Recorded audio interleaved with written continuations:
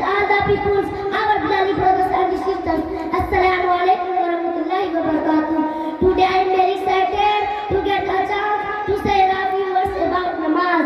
Dear audience, Islam teaches a good things and it is a must perpetuation in the world. It perfects everyday namaz.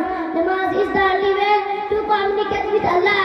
It's the second pillar of Islam and worship of Allah performed by Muslims. Dear Islam, namaz has been made compulsory for Muslims 5 times daily.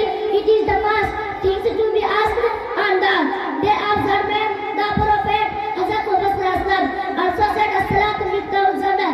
The key to heaven is namaz. Dear civilians, benefits of namaz are benefits are improved digestion and general cleanliness in Arabic language.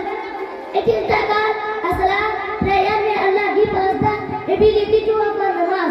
Now in the last I conclude myself. Speaks Muhammad